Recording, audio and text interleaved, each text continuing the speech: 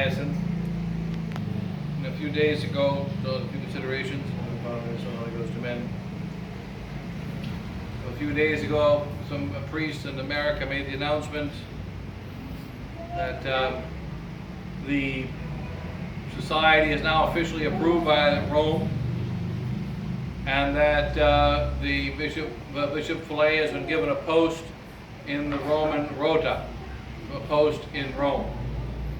So then yesterday, or the day before, the society made an announcement saying these rumors are completely false, that the Bishop Fillet was given a temporary post as a judge on the court, to be the Roman Rota, a judge on a court regarding a case of an expulsion of a priest of the Society of St. Pius X, and that it was only a temporary post, and that it was because of a judge in a case of the society.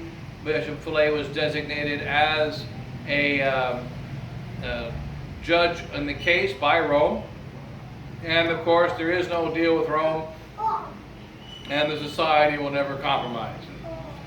And so that once again we have now the first public admission of something that's going on for a very long time, and that is that it's for many years in cases of expulsion of priests of the Society of St. Pius X, that Bishop Fillet and the superiors have gone to Rome to go through the legal process of expelling a priest from the Society of St. Pius X, a little court process, and that with the approval of Rome, Bishop Fillet was made a judge on the cases, meaning he is an approved judge in the case of the priest being expelled.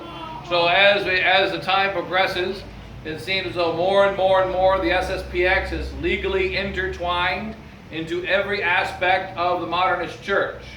So you have the fact that the confessions are considered legitimate and have ordinary jurisdiction, approved by Pope Francis in 2014 or 2015, and then the marriages approved.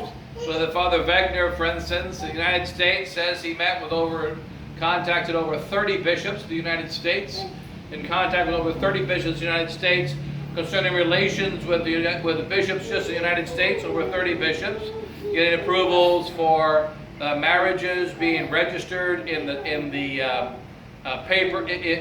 diocesan books as legitimate marriages of the Society of St. Pius X. Because remember that Modernist Rome claims that our marriages are invalid. They claim that our marriages are invalid because one of the rules of marriage is that you are supposed to be married in front of an approved priest or an approved deacon.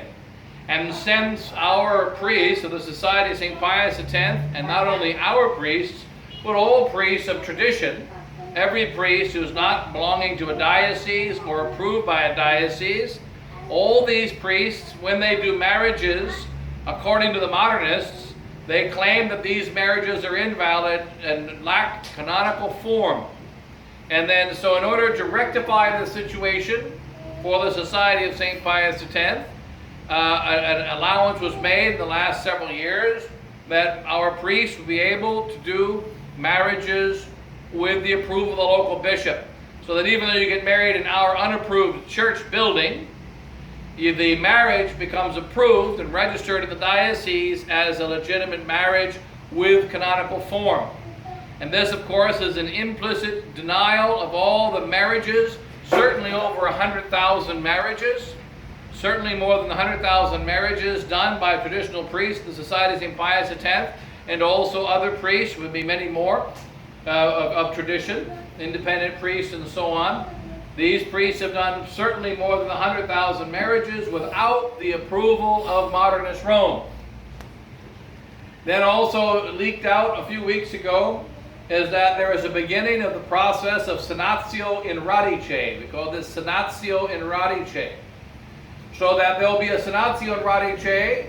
Senatio in Radice means to heal from the root.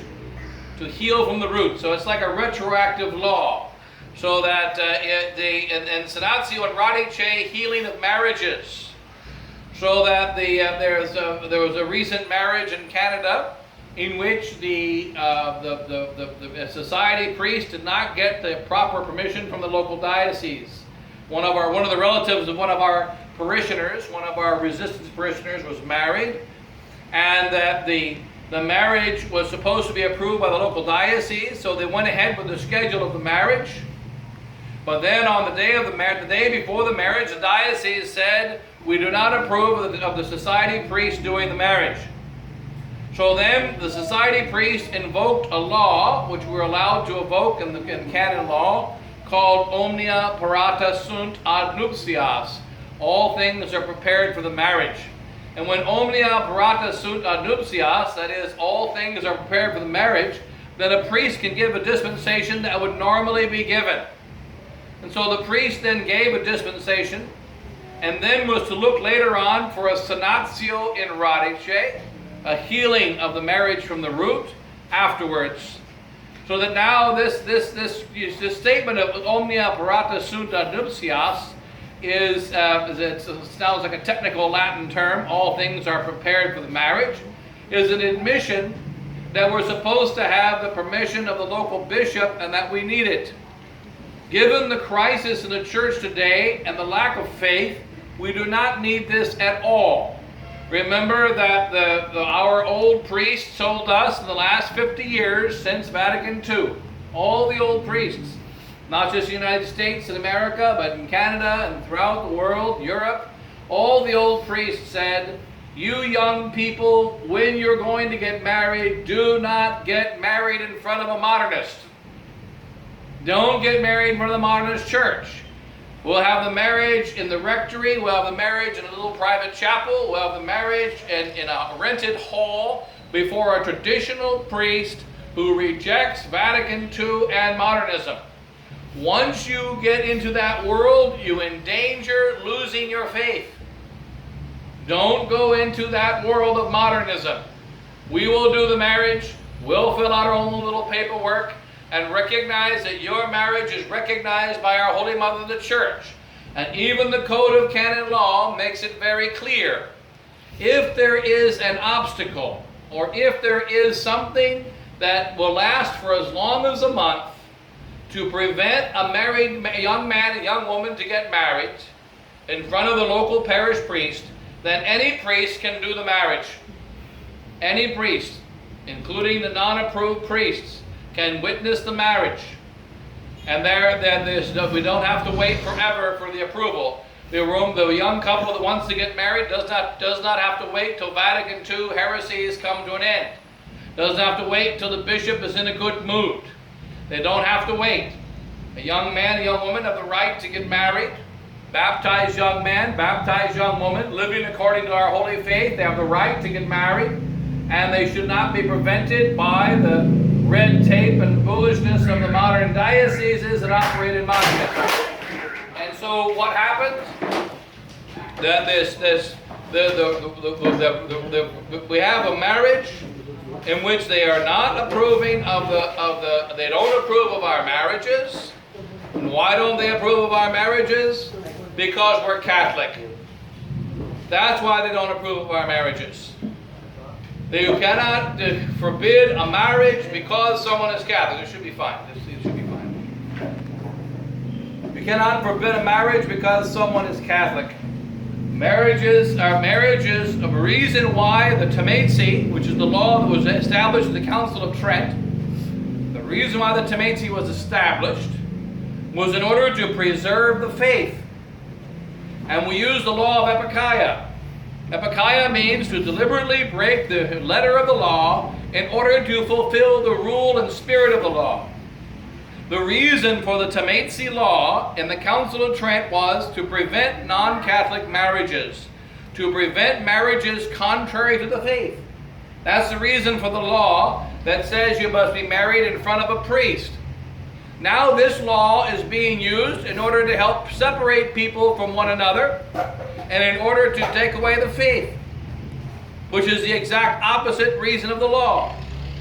So now we have modern marriages within the Society of St. Pius X, approved by the local bishop. And in many cases, the local Novus Ordo priest comes and witnesses the marriage. What does this do? It creates a great confusion amongst the faithful and amongst the priests. We now have some priests within the Society of St. Pius X who say, I will not do a marriage without the approval of the local bishop, because the marriage has to be approved by the local bishop, and if the local bishop does not approve of it, then we cannot do the marriage. And the local bishop is a modernist, and the local bishop is following Vatican II, and we're putting ourselves under the directions of Vatican II.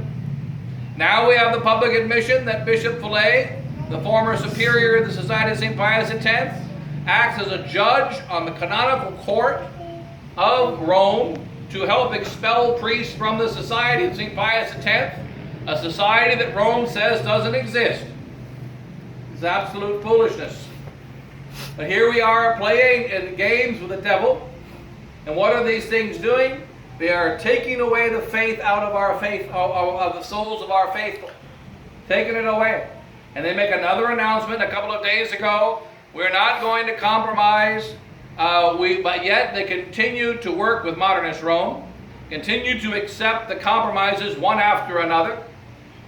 We have another statement, multiple statements of the Society of St. Pius X, such as one made in the last year, in which a public statement, official statement was made by the Society of St. Pius X of the United States concerning vaccines. There was a crisis of vaccines in Walton, Kentucky, near Cincinnati, Ohio, only 100 miles from our little seminary in Kentucky, Our Lady of Mount Carmel Seminary in Kentucky, only 100 miles away. There was a crisis of vaccines, by which some of the students refused to take vaccines because the vaccines have fetuses of aborted babies in the vaccine. And they said, I will not use a vaccine with aborted fetuses in my child.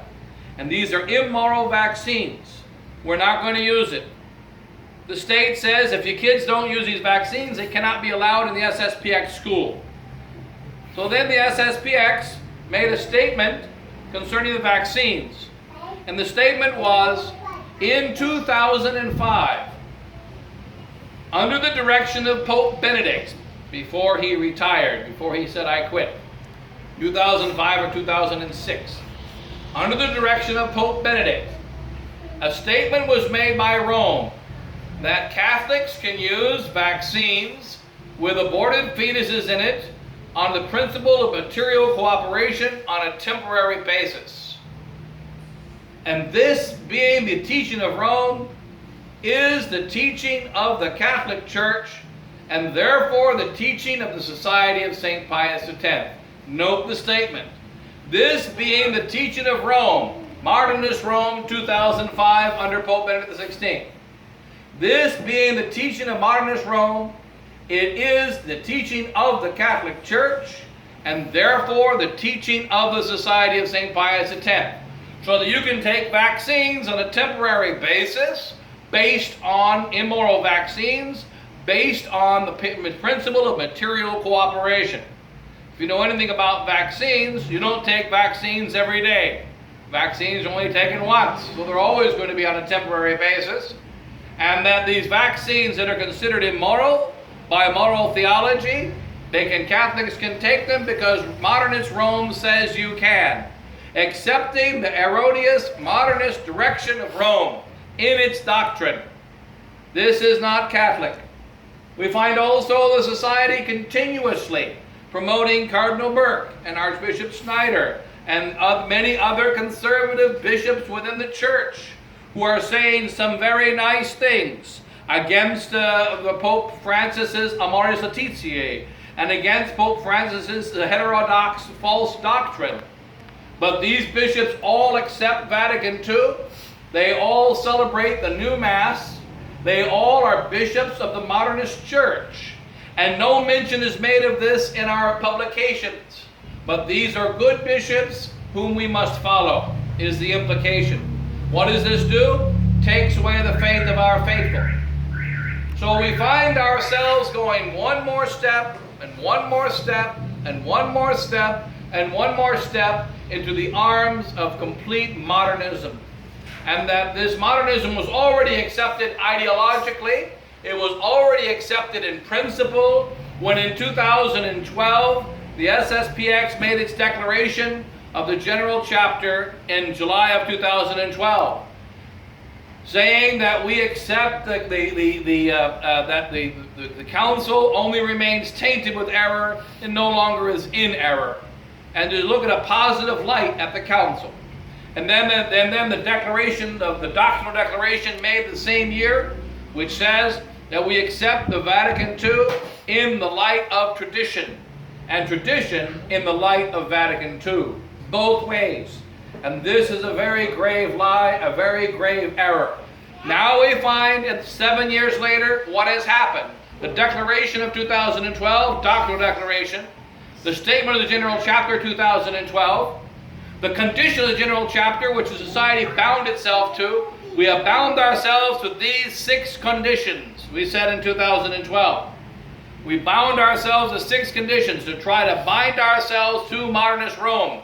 These 6 conditions are being fulfilled in 2019 rather. For the last 7 years, they continue to be put into practice. There is a liberalization continuing within the ranks of our Society of St. Pius X.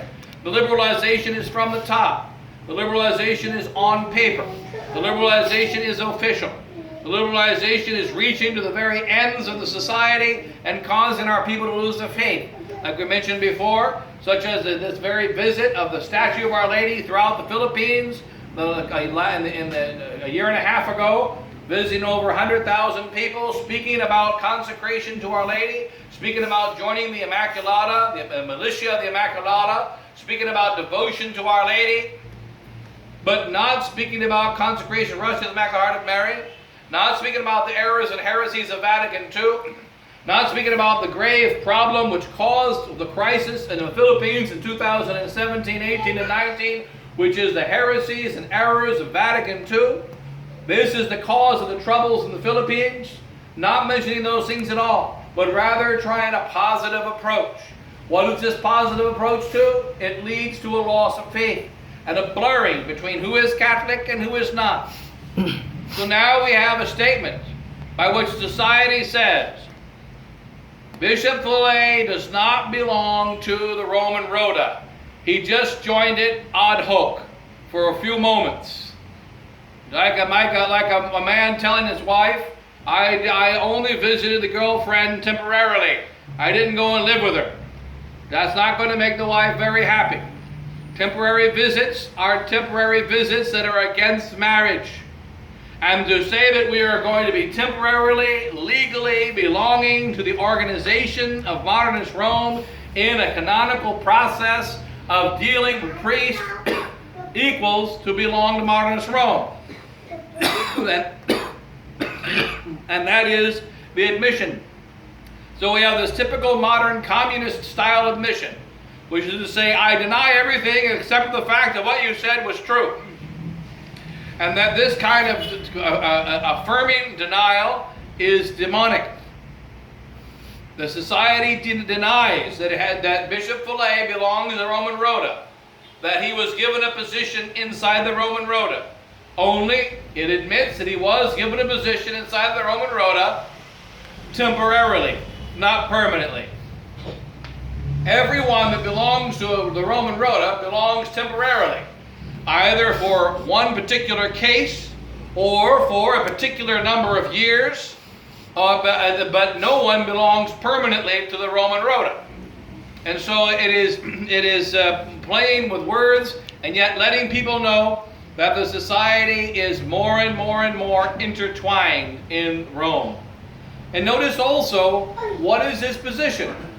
Bishop Fillet's position is to be a judge against his own priests. Rome gives authority for Bishop Fillet to condemn his own priests. That is not a very encouraging authority. He should have authority, rather, to spread the faith, authority to communicate the truth. Now, in order to be able to get this authority to condemn his own brethren, what does he have to do? What did he have to do? He had to compromise the faith. In 2011, when Bishop Fillet came to the Philippines, at the time of the CC number 3, Father Tim, my brother, and I spoke with him in Davao. We said, why? And Father Tim and I asked him, why don't you make a public statement against the CC3? It's happening this month. You make a public statement against the CC3, we will attack it. And Bishop Fillet said, I cannot speak out publicly against the CC3 because I am working with Rome. I must be very careful. I must be more positive. I let Father de Cacré, the French priest superior who was with him on the trip, the superior of France, I let Father de Cacré make a condemnation. And Father de Cacré did make a condemnation. However, Bishop Fillet condemned him for making the condemnation. He forgot to mention that. He did not want him to make the condemnation, but Father de Cacré got permission to make it. He then actually made it. Bishop Fillet was very angry about him making it, but then since it was already made, he then said, well, this is my condemnation. I, Bishop Fillet, will speak positively about Rome because I am trying to work with Rome, but I am allowing some of my priests to speak negatively about Rome. That was in 2011. So that in order to be able to be part of the Roman Road, what does he have to do? Sell his soul. He has to be able to say, I'm not going to speak evil against you. Remember that in the 1930s or 1940s, there was a visit of an anonymous man to Henry Ford. Man came to Henry Ford's house and said, Henry, you make nice cars. I like the cars you make. I drive one. I would hate to see you not be able to make cars anymore. But you know what? We know that you, Henry Ford, are anti-communists. You can stay anti-communist all you want. But you're supporting too many serious anti-communists. You're speaking out too loudly against communism. And if you continue to do that, I would hate to see Ford go out of business. And the anonymous man disappeared.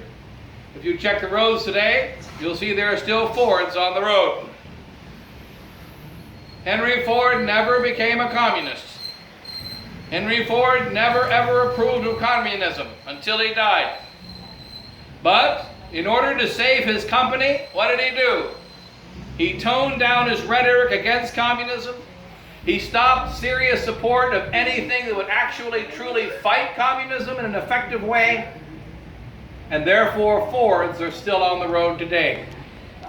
So it is with the Society of St. Pius X. Only the Society of St. Pius X has gone further than Henry Ford. Because not only is the Society of St. Pius X not condemning heresy and error, it is actually actively promoting it. Actively playing games with the faithful. So that now we are learning of cases of the Senatio and Radice in which the priests are secretly approving of marriages that were done in the past. So be ready for a society priest to come and visit you and to do a secret Senatio in Radice. What we would do, this happens to a priest normally, maybe once in his life or never. Say out of 10 priests, they may have to do this once. One priest may have to do it once in his life, where we do a secret marriage. We find out, for instance, that you're not married. You've been together for 30 years, 40 years, but we find out after talking to you that you're not married. For some reason, you had invalid marriage. If we tell you you're not married, you might say, oh, we're not married? Well, then goodbye, dear, and you separate.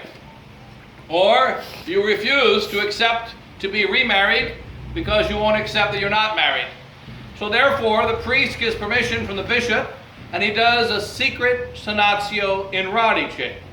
So the priest comes over to your house for dinner and says, John, do you still love Teresa? I do. Write it down. He said, I do. And Teresa, you still love John? Yeah, I do. Okay, write it down. I do. And then he goes back and puts in the secret book, I did a secret marriage over dinner. They don't even know it. And their marriage is now healed from the back 30 years ago when they thought they got married until this very day. And that's a secret Senatio in Radice. So now we'll find that priests are going to be possibly visiting our families, married by the SSPX, coming over to your place for dinner, saying, do you love each other? Yeah, we love each other. Then going back and writing down, we healed this marriage, we healed that marriage. And the ones that are not healed are considered invalid. Bishop Williamson used to tell us in the seminary an old saying, logic will out. In other words, logic is going to happen whether you want it or not. If you say that we need the approval of the local bishop to do a marriage in this time of crisis today, then we also needed this permission during the entire time of the crisis. Remember the old bumper stickers we used to have in America? We used to have these bumper stickers, traditional bumper stickers. People like bumper stickers. And the bumper sticker used to say, you may see still some of them today, if you were right then we are right now. And if you are right now, then you were wrong then. So which one is it? If you are right then, we are right now. And if you are right now, you were wrong then. Come back to the Latin Mass. Come back to tradition. So if it was right to do a marriage without the permission of the bishop in 1987, and the condition of Vatican II still stands in 87 as it does in 2019, then it's still right to do the marriage without the permission of the bishop in 2019. If it is right to get permission of the local bishop in 2019 in this novus ordo bishop for the marriage of a traditional Catholic to a traditional Catholic, then it was also right back then, which means the marriages back then were invalid. Just like we used to say in little bumper stickers about the Latin Mass, if you were right then we are right now. If you are right now, then you were wrong then. So if you are right now and we should ask the bishop for permission, then we were wrong in the past when we did not ask for permission. Logic will out, whether you wanted to or not. And guess what? Priests and faithful are beginning to figure it out. We also find our faithful more and more going back and forth, back and forth, back and forth. One day they go to the Fraternity of St. Peter Mass.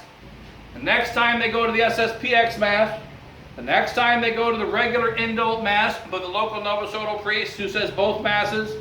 And then they rotate going through them. And now I've met many of these souls in the last 7 years and asked them all more or less the same question. And they tell me there's no major difference. We can't see the difference between the SSPX priest, the indult normal priest saying both Masses, and the Fraternity of St. Peter priest. I used to ask that same question back in the 1990s. Why are you coming to me in the Latin Mass of the SSPX, which is unapproved, when you've got an approved Latin Mass of Fraternity of St. Peter? You've got an approved indult Mass. And they used to always say the same thing. Where's the beef? Where is the beef? There's no beef. There's no substance. There's no faith. There's no doctrine. There's no clear teaching. And there's no clear condemnation of errors in the Fraternity of St. Peter. When I come to the SSPX, I have a Latin Mass, as I do in the Fraternity of St. Peter. But when I come to the SSPX, I hear clear doctrine. When I come to the SSPX, I hear a clear condemnation of errors and heresies. I get the substance of the faith. I don't just have a Mass. I can very much well tell the difference between the SSPX Mass and the Fraternity of St. Peter Mass. And hence, when the Fraternity of St. Peter would come into town, our parish would grow. Now it has changed. Now the people are leaving the Society of St. Pius X and going to the Fraternity of St. Peter. Leaving the Society of St. Pius X and going to the Modernists. More and more and more. Why? Because the SSPX is just as modernist. There's no difference. There's no essential difference between the SSPX priest saying the Latin Mass and the Fraternity of St. Peter priest saying the Latin Mass and the regular Novus Ordo priest saying the Latin Mass. There is no difference. They are essentially the same. The only canonical difference you used to be able to claim is that the Fraternity of SSPX priest is unapproved in an unapproved church and an unapproved Mass. But now we cannot even say that. Because according to canon law, once you have faculties, you have faculties. Once you're approved, you're approved. So you're approved for confessions, that means you're legit. You're approved for marriages, that means you're legit. You're legitimate. And hence the priests can now more and more work together. And we find that the expansion of the society has been killed. The only growth that we have is from our own children continuing to marry and in our parishes. And then also some people moving in and out, finding our Mass location being slightly more convenient than the indult Mass location. Meanwhile, people are leaving our Masses and going to their Masses, and they don't know why. We don't know why should we go to the SSPX Masses. Why?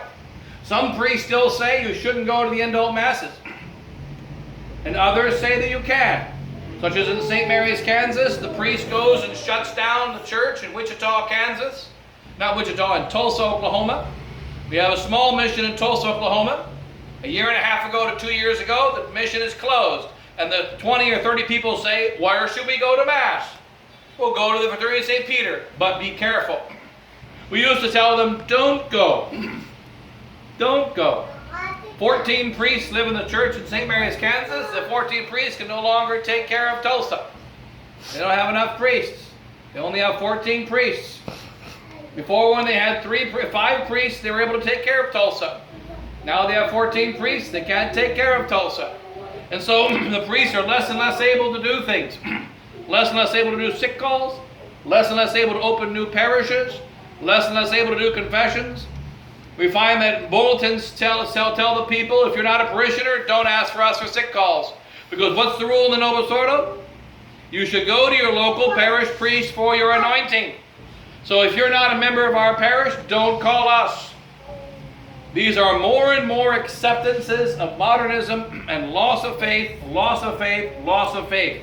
The latest one just simply being an announcement from a couple of days ago that the society became officially united with Modernist Rome. Oh, no, we didn't. We're only officially approved in our marriages. No, we didn't. We're only officially approved in our confessions. No, we didn't. We only work with the local parishes, the local dioceses, and we have several society chapels that are official indult parishes, such as in Italy and in India and in South America. And so that we are accepted as part of the Modernist Church here and there, but no, we're not approved. No, we're not a part of Modernist Rome. Well, all we can say is our confessions, our marriages, some of our parishes are all accepted as Modernist, as part of the Modernist Rome, and now our Bishop Fillet, the superior of the society, is publicly known to be approved as part of the Roman Rota, part of the judge of the Modernist Church in the expulsion of priests from the Society of St. Pius X. In the dealing with canonical cases, according to the norms of Modernist Rome, the norms of the Modernist dioceses are being more and more implemented into our parishes. So the Superior of Asia is going around Asia, visiting the priories and telling them, we've got new rules and regulations. Here's how we deal with these kinds of moral cases. What are the rules and regulations based on? They're based on what the Novus Ordo dioceses do. They're based on the modern canonical procedures of Modernist Rome. That's what they're based on. And we've got to know the new norms or the new regulations. And we're not going to interfere with the Modernists like we used to in the past. So the SSPX is theologically dead. The SSPX is not the society that was founded by Archbishop Lefebvre. It has rejected him. We must continue the society founded by Archbishop Lefebvre, and we're doing that in the SSPX Marian Corps. The Society of St. Pius Marian Corps. We're doing that in our seminary in Boston, Kentucky. We're doing that in our missions. We don't accept the modernist way of doing the marriages. We don't accept all the modernist procedures. We don't accept the modernist Roman Rota and the way that they do things. We say that we must follow the traditions of our fathers, and we must maintain the truth, maintain the doctrine of our fathers. And we are working to convert Modernist Rome. We're working to bring priests from Modernist Rome into Catholic tradition, not to bring priests from Catholic tradition into Modernist Rome, which is what's happening now. The direction is in the wrong way with the Modernist society. So let's stay firm in our faith, firm in our doctrine, and firm in our practice of following the example of Archbishop Marcel Lefebvre. The way we operated as the old traditional priests, not only the Society of St. Pius X, but the independent priests, and the priests of tradition throughout the whole world, who say we no to the modernist society, the modernism, no to the modernist marriages, no to the modernist way of doing things, stick with the Catholic way, stick with tradition, stay firm in the faith, have large families with the Holy Rosary, and our marriages are true marriages, our families are true families blessed by God, and that we don't need this modernist Donatio and Radice. We don't need the modernist approvals. We don't need that. What is needed is for the modernists in Rome to convert to the Catholic faith. What is needed for the modernist Rome to let the light of faith shine over Rome again. Like Archbishop Lefebvre said in his 1974 declaration, when the light of faith shines over Rome again, then we are back under them in the proper way. Until then, we stand firm and strong against the modernism that is eating away the so-called Catholic tradition. God bless you all. In the name of the Father, and the Son, and the Holy Ghost. Amen.